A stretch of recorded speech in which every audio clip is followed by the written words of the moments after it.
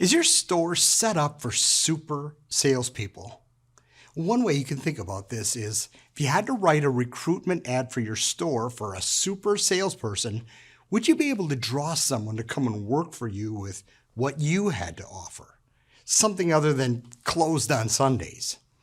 Or if a person you were interviewing, let's say they sold $1 million at their previous store, and then asked you, if she were able to sell that at your store, would she have the tools that she needs to do it?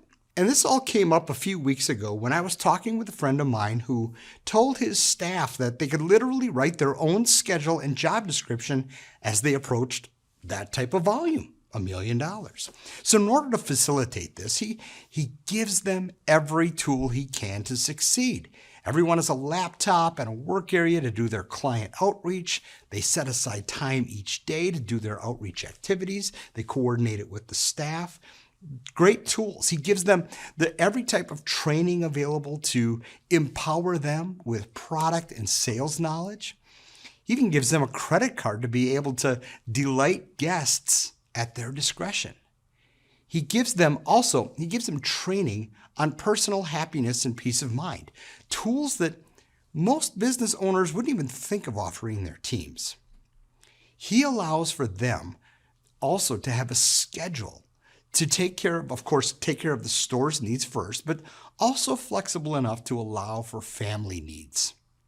And finally, he's always working to improve himself, to become a better leader, which can be also a very effective tool for a great salesperson. Just like a great quarterback needs a great coach, a great salesperson needs a great leader. So now, just like this owner, I've found that if you work to make life better and more enjoyable for both yourself and your team, the rewards manifest everywhere. You know, I recently watched a lecture from Harvard professor Clayton Christensen, where he discussed how the big steel companies in America in the early 1900s were put out of business by the mini mills. In short, the fresh thinking and nimbleness of the smaller companies allowed for them to make more exciting decisions, to enter into markets easier and more nimbly, and make more innovative decisions. And the result of this, of course, was the sad collapse of big steel in America.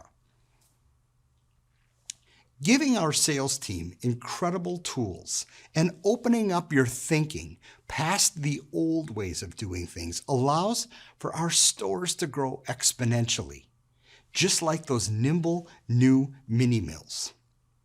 And it grows even beyond our capabilities as owners and managers. That's where it gets really exciting. It allows our people to be creative and innovative, to create business and have fulfilling lives and careers.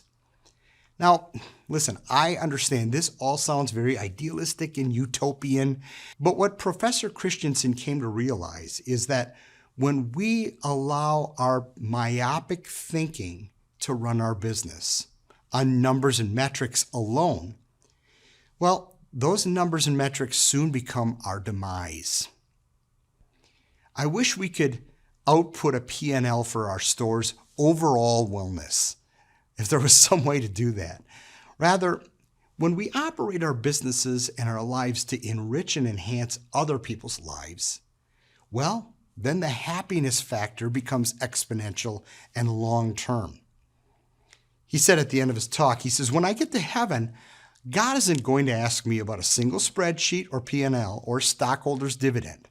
Rather, he's going to ask me whose lives I've made better through my involvement with them.